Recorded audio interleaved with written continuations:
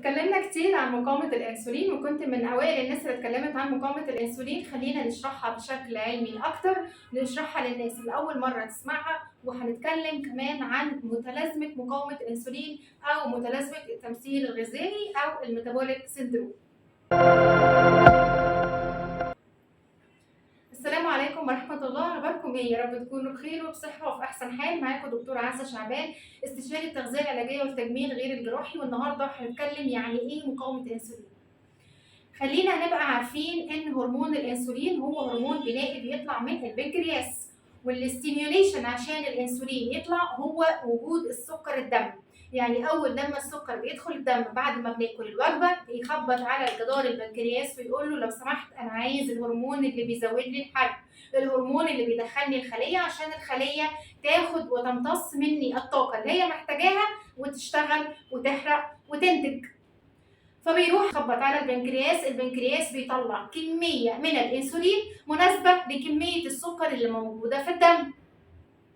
مع الناس اللي عندهم مقاومة الأنسولين بياكلوا كمية كبيرة من السكر، كمية السكر هتخبط على البنكرياس وتطلع له كمية من الأنسولين مهولة. يعني لما باكل حاجات كتير مليانة سكر بيجري السكر بسرعة يندفع على البنكرياس فبيطلع له كمية من الأنسولين كبيرة جدا. يعني كل لما كانت الحاجة اللي بتاكلها مؤشرها السكري عالي، يعني كمية السكر اللي فيها عالية وبتخش بسرعة، يعني ما فيهاش ألياف كتير، بيطلع الانسولين بشكل اسرع، وبالتالي هيشتغل الانسولين ويهبط السكر مره واحده. وبالتالي السكر اللي هبط مره واحده لو كان كميته اكبر من احتياجك للطاقه، يعني لو انا اكلت سعرات من السكر جايه بشكل كبير جدا اكبر من السعرات اللي انا محتاجاها، الكميه الزياده دي جسمي هيخزنها في صوره دهون. الدهون دي هتتراكم على محيط الخلايا. لما تتراكم الدهون على محيط الخلايا مع استمرار العمليه دي، يعني باكل سكر كتير من غير الياف، مؤشر السكري عالي، بيطلع لي انسولين بشكل كبير، كميه السكر والسعرات اكتر بكتير من اللي انا محتاجاه، فالفرق جسمي هيحوله لدهون والدهون تتراكم على الخلايا. زياده تراكم الدهون على محيط الخليه هو ده اللي في الاخر بيعطل لي الانسولين. نتكلم بشكل علمي ادق. السكر هو الاستيميوليتور او السنسيتايزر بتاع البنكرياس عشان يطلع الانسولين. كميه السكر المفروض تكون قدها بالظبط كميه انسولين. الانسولين هو هرمون بيفتح الخلايا، مفتاح بيفتح الخلايا عشان يدخل السكر جوه. الانسولين له قفل فوق الخلايا، له مكان للمفتاح ده عشان يفتحه ويدخل السكر. مع تراكم الدهون على الخلايا بيختفي مكان القفل، يعني كأنك معاك الباب بالقفل بتاعه ولكن القفل ده محطوط عليه شمع احمر. انا معايا المفتاح اللي هفتح بيه القفل ومعايا القفل نفسه، ولكن القفل انا مش شايفاه فمش عارفه ادخل الاوضه. ده بالظبط اللي بيحصل في مقاومه الانسولين. الفكره بتاعت شغل الانسولين اللي هي كي لوك ثيوري، اللي هي انا مفتاح بفتح القفل عشان ادخل السكر جوه، بقت مش موجوده. ليه؟ نتيجه لتراكم كميه كبيره من الدهون على الخلايا من بره، عطلت لي الانسولين. فالانسولين موجود في الدم، ولما باجي اعمل تحليل مقاومه انسولين وانسولين صايم بلاقي الانسولين الصايم عالي جدا، يعني معنى كده ان الانسولين موجود. طب ليه مع وجود انسولين صايم عالي بلاقي برضو السكر اللي هو المفروض انه يتحرق في وجود الانسولين عالي؟ مش الانسولين بيحرق السكر؟ يعني لما يكون في انسولين ما ينفعش يكون في سكر، لازم يكون السكر ده اتكسر. طب ازاي بعمل تحليل مقاومه انسولين الاقي السكر الصايم عالي والانسولين الصايم برضو عالي؟ لان هي دي معنى كلمه مقاومه الانسولين، ان الانسولين موجود لكن ما بيشتغلش. نتيجه لايه؟ نتيجه لتراكم الدهون على الخلايا. طيب ولما تتراكم الدهون على الخلايا نتيجه لسكر كتير انا اكلته عطلت لي مقاومه الانسولين، يجي اكل تاني سكر كتير هتزيد تراكم الدهون على محيط الخلايا نتيجه لان الانسولين اللي طلع ما بيشتغلش. والانسولين اللي طلع وما بيشتغلش هيخلي السكر الجديد اللي انا باكله برضه يتحول لدهون وتتراكم حوالين الخلايا وتخلي لي تعطل لي مقاومه الانسولين اكتر وابقى بتخن اكتر. عشان كده الناس اللي عندها مقاومه انسولين بتبقى بتتخن بسهوله شديده، يعني يشاوروا لها بالاكل كده تلاقيها بتتخن وتقول لي يا دكتوره انا فعلا ما باكلش، انا كميه الاكل اللي باكلها مش قد خالص، الناس ما هي شايفاني، الناس بتقعد معايا تقولوا لي معقوله انت بتاكلي كده؟ امال بتتخني ازاي؟ عشان عندها الهرمون الاساسي اللي بيحرق السكر ويمنع تحوله الى دهون تعطله مش شغال. طب والحل؟ الحل ان هي تخس. طب اذا كان هي ما بتاكلش وبتتخن هتخس ازاي؟ يعني ما نخليهاش بقى ما تاكلش خالص؟ لا، مش ده الحل. الحل ان احنا ننظم وجباتنا ونمنع اللي انا قلته في الاول خالص، اللي هو دخول السكر بشكل كبير وسريع في الدم. يعني انا لما هاجي همنع السكريات الاحاديه العاليه المؤشر السكري، يعني همنع السكر، همنع الحلويات، وهعتمد على الكربوهيدرات او النشويات اللي المؤشر السكري بتاعها منخفض، اللي هي بتخش الدم نقطه نقطه بالقطاره، فالانسولين بيطلع لها نقطه نقطه، فما بيعلاش مره واحده في الدم، وبالتالي بيقدر ياخد وقته عشان يشتغل. فالناس اللي عندها مقاومه الانسولين هتنظم اكلها وتاخد الوجبه بتاعتها من النشا المعقد. زي ايه يا دكتوره؟ زي عيش يعني؟ زي العيش الاسمر، التوست الاسمر، زي البليله، زي الفريك، زي الكينوا، كل دي كربوهيدرات معقده هتاخد وقت طويل في الهضم، يطلع السكر في الدم بالراحه، فهيطلع لي كميه انسولين من البنكرياس بطيئه بشكل ابطا وقليله، هتناسب كميه السكر البسيط اللي انا اخدته من الكربوهيدرات المعقده، وبالتالي السنسيتايزيشن او حساسيه الانسولين هتشتغل احسن. طيب ما انا امنعه خالص يا دكتور، انا مش عايزه اطلع الانسولين خالص، هخس؟ ممكن تخس، لكن انت ما حسنتش الانسولين. طب ندي مثال. نفترض ان واحد عامل حادثه وهو رجله بتوجعه، بعد ما جبس رجله بتوجعه، فالمفروض ان هو يريح رجله، والدكتور قال له اعمل مجهود بسيط عشان عضلاتك ترجع تشتغل تاني، فهو قال لا انا هريح رجلي خالص. هل بعد فتره الراحه الطويله، يعني واحد يفضل قاعد في السرير لمده 2-3 لما يجي يقوم من السرير ويشغل رجله هتشتغل؟ هو ريح عضلاته مرتاحه تماما. لكن هل انا عملت وحفزت العضله عشان لما اجي اقوم بالوظائف العاديه اللي انا هروح الشغل وارجع من الشغل هتقوم عضلاتي بالشغل المناسب بتاعها؟ لا، هو ده اللي بيحصل لما انا بمنع السكر خالص او بمنع النشويات خالص. انا بمنع خروج الانسولين من البنكرياس. خلي بالكم احنا لما بنمنع خروج الانسولين من البنكرياس بنمنع الانسولين المعتمد فقط على السكر، لان في نوع تاني من الانسولين بيشتغل طول اليوم عشان يظبط لك جسمك. فانا عندي نوعين من الانسولين في الجسم، نوع بيزل ونوع بيشتغل على الاكل. الناس اللي عندها سكر وبتاخد انسولين فاهمه كويس قوي الكلام ده، هما بياخدوا نوعين انسولين، نوع بيشتغل على الاكل ونوع بياخدوه بالليل. فعموما في الجسم انا عندي نوع بيزل ونوع بيشتغل على الاكل. فانت البيزل شغال طول النهار. طب النوع بقى اللي معتمد على الاكل، انت طول الوقت ما بتديلوش كربوهيدرات، فانت ما حسنتش ما عملتلوش ما زودتلوش الحساسيه بتاعته، ما شغلتوش، ما دربتوش، ما مرنتوش. فوانس ان انت وقفت النظام اللي انت ماشي عليه ورجعت تاخد ولو كميه بسيطه جدا من النشويات، هترجع تلف لنفس النقطه اللي هي ان الانسولين برضو مش بيشتغل. فانا محتاجه، انا عندي مقاومه انسولين، انا محتاجه اعود الانسولين بتاعي على الشغل وامرن وازود حساسيته واحده واحده، زي اللي بيعمل تمرين واول مره يشتغل.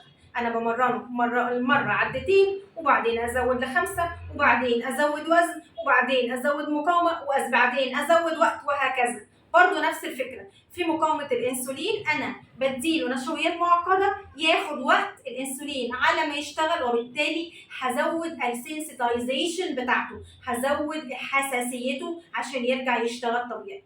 يبقى اول حاجه كعلاج لمقاومه الانسولين هو اننا نخس، وعشان نخس لازم هنعمل نظام غذائي منتظم بعدد ساعات اكل معينه وعدد ساعات للصيام معينه، ما ينفعش تزيد عن 12 ساعه.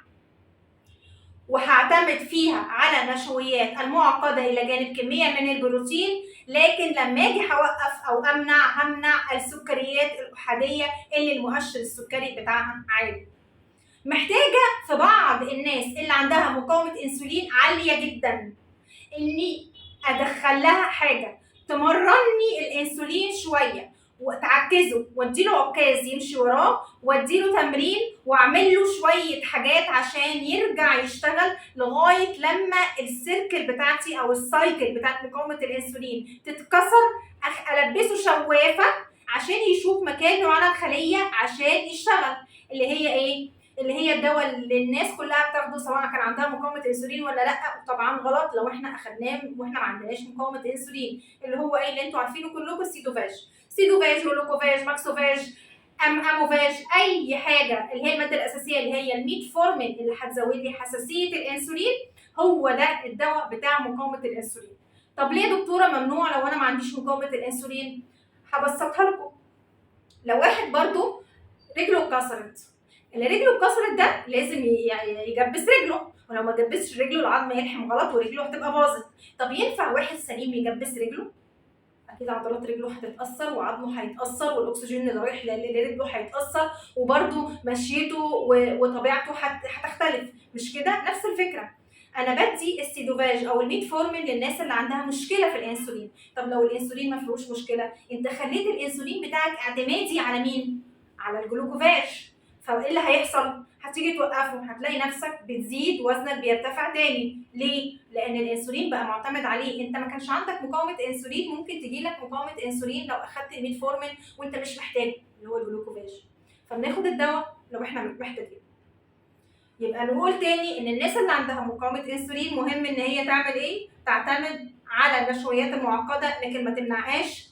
وهتمنع ايه؟ هتمنع السكر الاحادي اللي المؤشر السكري بتاعه عالي مع كميه كبيره من البروتين. ولو احتاجت ان هي هتاخد دواء هتبقى السيدوفاج او الاموفاج او الجلوكوفاج اللي هو ماده الميتفورمين للناس اللي فعلا عندها مقاومه الانسولين عاليه ومش بتخس مع الدايت. يعني انا لو مش باخد جلوكوفاج وبدات اعمل دايت والدايت نفسه من غير دواء بيخسسني، كمل ده احسن، كمل ده احسن.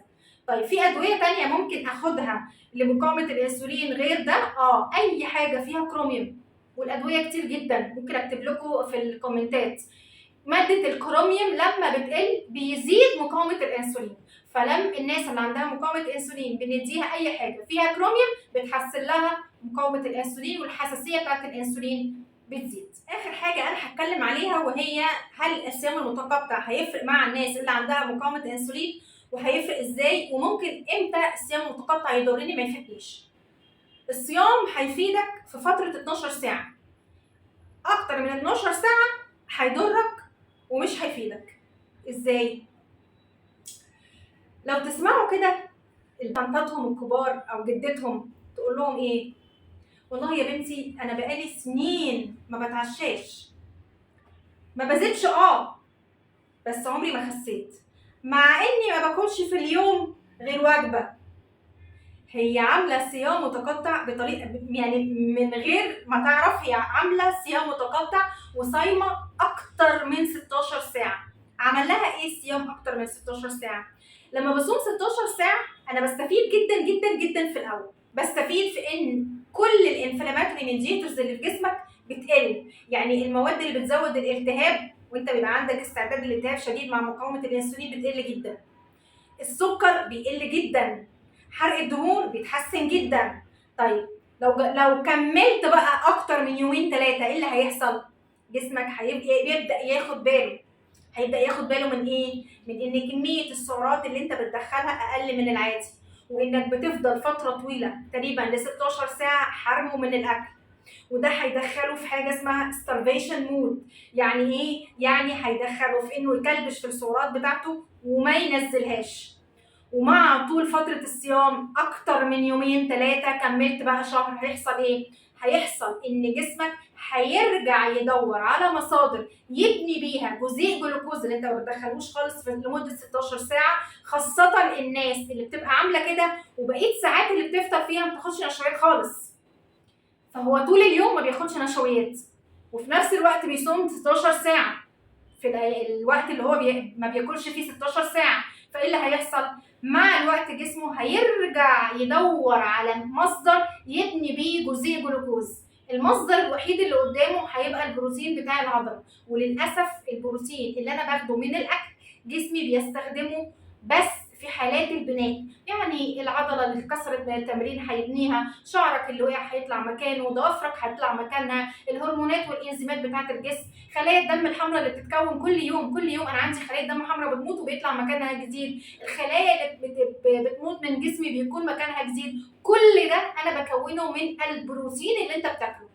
فجسمي ما بيجيش جنب البروتين كمصدر لافراز الطاقه. يعني حته اللحمه اللي انت بتاكلها اللي هي عباره عن هاي فات ميت او بروتين عالي الدهن، بياخد بس الطاقه بتاعته من الدهون بتاعتها، انما البروتين نفسه الامينو اسيدز بياخدها عشان يبني بيها. عشان يدور بقى على مصدر يبني بيه جزيء جلوكوز جديد، هيدور على البروتين بتاع العضله، هيروح ياخد من بروتين العضله ويكسره ويبني بيه جزيء جلوكوز جديد في عمليه اللي هي اسمها جلوكونيوجينيسيس او تصنيع الجلوكوز من البروتين. وده هيعمل حاجتين. اول حاجه، انت الدهون اللي عندك مع فتره الصيام الطويله قللت حرقها. ليه؟ لان جسمك دخل في starvation مود. لو كان بيحرق 2000 بقى بيحرق 1500، قلل مع الوقت، صرفه هيقل. رقم 2، ان اللي عندك بيحرق هيقل، اللي هو مين؟ اللي هو العضل. فانت الحاجات اللي بتزود الحرق عندك قللتها، الحاجات اللي بتقلل الحرق عندك ومعطلاك وعامله لك مقاومه انسولين يا اما مثبتها يا اما هتزيد. عشان كده مهم جدا جدا اني اعرف هاكل ايه وهاكل امتى. هو مش فكره ان الانسولين بيطلع للسكر فانا همنع السكر والانسولين هيتحسن خالص خالص.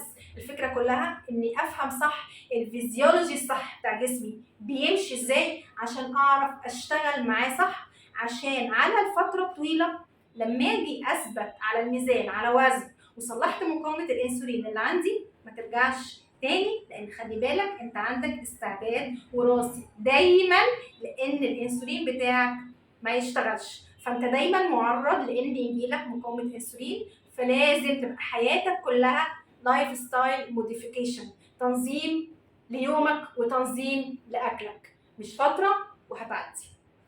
اشوفكم دايما بخير واشوفكم بصحه. كنت معاكم دكتوره عزه شعبان، مستنيه تعليقاتكم وكومنتاتكم. ما تنسوش تشتركوا في القناه وتفعلوا الجرس عشان يوصل لكم الفيديو الجديد اللي هنتكلم فيه ازاي طلع لي كرش. باي باي.